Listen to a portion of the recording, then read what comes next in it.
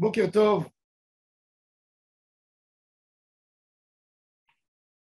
La mort de Myriam, Myriam Anevia, Myriam la prophétesse, la grande sœur de Moshe Rabbeinu, de Aaron à Cohen, son histoire est racontée dans la Torah. L'histoire de la mort de Myriam.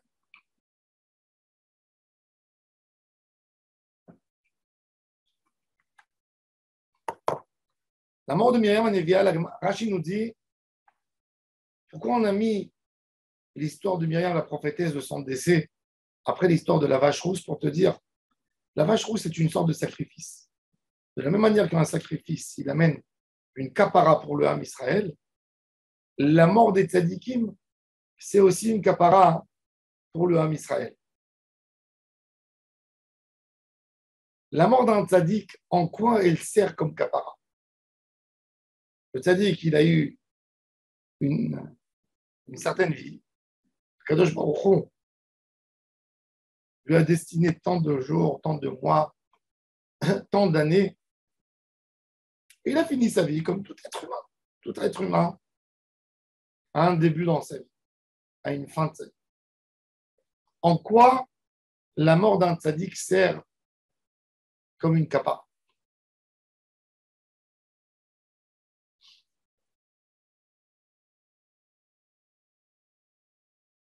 Alors, dans une mort d'un homme,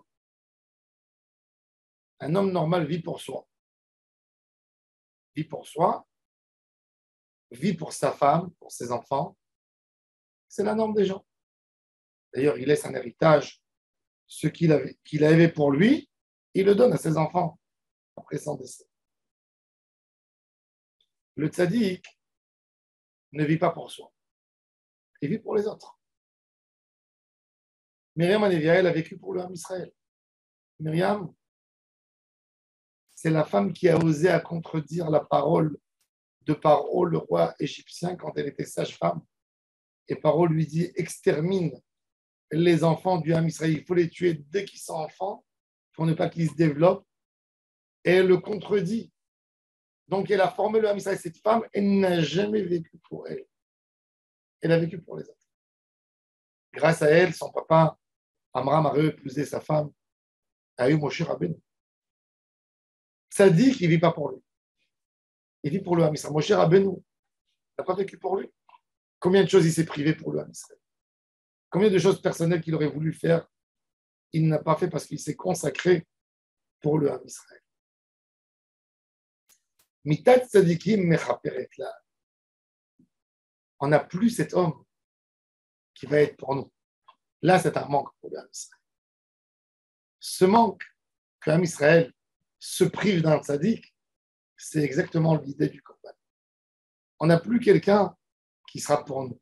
On n'a plus quelqu'un qui va se donner à nous. Et quand on a un manque, on essaye de se rattacher. À quoi? Se rattacher à ce que ce tzaddik n'est plus avec nous. Cet homme n'est plus là avec nous. On est obligé de s'améliorer parce qu'il n'y a plus celui qui va nous aider.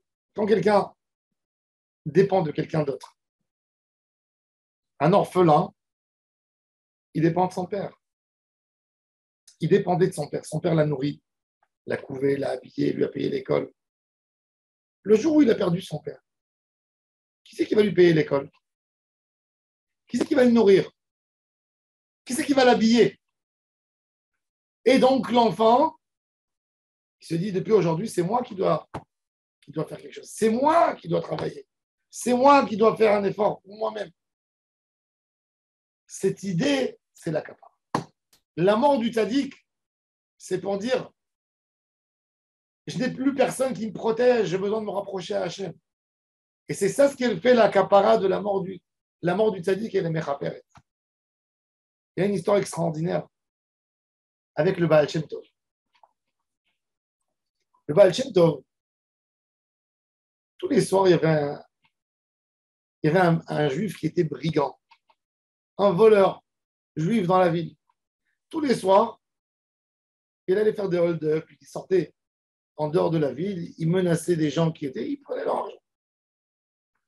Et tous les soirs, avant d'aller au travail, c'était son travail, Il allait chez le Baal Shem Tov et dit, Rabbi, ce soir, je dois rentrer vider des maisons. Fais-moi une bracha. Le Baal Shem Tov dit, mon fils, comment tu peux me demander une chose pareille, de te bénir, de pouvoir voler, de pouvoir faire du mal aux gens. Moi, je te bénis que Hachem te donne une belle parnassa, que Hachem te donne tout ce que tu as besoin. Je peux te bénir tous les jours. Mais ne vole pas mon fils. Et tous les soirs, c'est pareil. Tous les soirs. Le Baal Shem Tov lui dit, mon fils, je te fais une bracha, que tu aies une bonne parnassa, mais pas voler. Tous les soirs. Tous les soirs, c'était une coutume chez lui. Avant d'aller voler, il allait taper à la porte. 30 ans, comme ça. Quand le Baal Shem Tov est décédé, le voleur, il était en dilemme. Il n'a plus un rave à qui il peut demander une bracha. Alors il a dit, c'est qui le plus grand des élèves du Baal Shem Tov? On lui a dit, Rabbi Yaakov Yosef de Paul Noé. C'était le grand élève du Baal Shem Tov. Il va, il lui tape à la porte. Sauf que ce rabbin, c'est un rabbin nerveux. Il vient, il lui dit, faites-moi une bracha. Le rabbin lui dit, ah, ok, pourquoi? Qu'est-ce que tu fais dans la vie? Oui, je suis un voleur. Tous les soirs, je rentre. Je vide des maisons. Il dit, quoi? Dégage d'ici! Il lui dit, mais ton rave, le Baal Shem Tov, c'est une bracha. Impossible. Dégage, va-t'en d'ici. Et il le chasse de la maison. Le voleur, il est dans la rue. Il ne sait pas quoi faire. Il ne peut pas, ils ne sont pas capables d'aller sans bracha. Donc il va au cimetière et il tombe sur la tombe du Baal Shem Tov. Et il dit, Rabbi, toute ma vie, tu m'as béni, ta bénédiction m'a accompagné. Et bien maintenant que tu n'es pas là, je garde ma fidélité. Sans ta bénédiction, je ne bouge pas. Je ne peux plus voler. Tu n'es plus là. Et c'est là où il change quelque chose. Cette idée, elle est extraordinaire. Parce que le tzaddik, qu'est-ce qu'il donne à la génération? Il leur donne le sentiment, je suis là. Je suis là pour vous. J'oublie mes problèmes. Moi, je suis là pour vous. Et le Ham Israël, quand ils n'ont pas le tzaddik avec eux, il n'y a plus de boussole. Il n'y a plus celui qui va nous guider. On a peur et c'est une prise de conscience et une grande prise de responsabilité.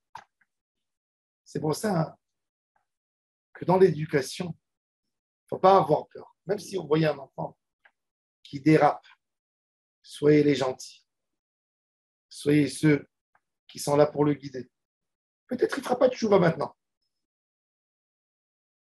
Le jour où arrivera le temps où chacun quitte le monde, finalement son fils dira, papa n'est plus là pour me guider. C'est là, j'ai besoin de me rattraper, j'ai besoin de recontinuer le chemin de mon père. J'ai besoin de prendre cette responsabilité. La mort du tzaddik, même c'est une absence. Des fois dans sa vie, il n'a pas fait faire teshuva à quelqu'un, mais il était là pour l'accompagner pour des gentils mots, avec des bonnes phrases. Et ben, après la disparition du tzaddik, il lui fait une kapara. Mita tzaddikim mekraperet. Mirema Nevia, la Torah nous raconte, quand elle était là, bon, Am Israël a remarqué quelquefois, une fois à la sortie d'Égypte, elle a pris le tambour dans la main et elle a commencé à chanter. Et toutes les femmes derrière elle. On a eu l'histoire, elle a essayé d'intervenir dans le Shalom Bayit de Moshe Rabbeinu. Avec Tzipora, elle est devenue lépreuse. Et à sa mort, tout d'un coup, il n'y a plus d'eau. Vatamot Myriam, il n'y a plus d'eau. Parce que le puits, c'était grâce à Myriam, le puits de Myriam. Akashba, il a montré à tous, vous avez une protectrice avec vous. Vous avez une femme que grâce à elle, vous avez pu boire 40 ans. Et là, quelqu'un, il se dit, 40 ans, elle était avec moi. Et grâce à elle, j'ai eu de l'eau. Maintenant, elle n'est plus là. Je n'ai pas d'eau. Qu'est-ce que je peux faire comme elle pour continuer à avoir de l'eau? Donc, dans sa disparition, elle a donné la réflexion à Am Israël plus que 40 ans qu'elle était avec eux. Et ça, c'est Mitat Tzadikim Mechaperet. Des fois, la disparition d'un homme, elle te montre le grand manque. Et ça, c'est la capara. Parce que le but de tout, c'est quoi? C'est de donner, elle a voulu donner, elle a donné toute sa vie à Israël. Même sa mort, elle a donné à Israël. Même sa mort, quelque part, elle a fait faire une réflexion par sa disparition. Ça, c'est la capara qu'on a dans la mort des tzaddik. Et c'est pour ça qu'il faut faire attention quand on entend un tzaddik qui est mort. Pas laisser ça comme une simple info qui passe. Il y a un manque. Il y a un tzaddik qui a fait tellement de bien pour l'humanité, il n'est plus là. Il ne faut pas que l'humanité, elle perde ses lumières, elle perde ses bonnes actions. Il faut qu'on fasse quelque chose pour remplir ce qu'il dit. Si on a fait ça, la mort du tzaddik, elle est méchaperet. Si on n'a pas fait ça, chas v'shalom, alors le tzaddik, il part pour ne pas voir le malheur qui va venir après. On a besoin que la mort d'un tzaddik nous touche, fasse en nous quelque chose qui change. Hachem Yébeizrenu, d'apprendre des leçons de tout, d'apprendre des leçons. Et là, on méritera une vraie teshuva, Baruch Adonai Ve'olam. Amen.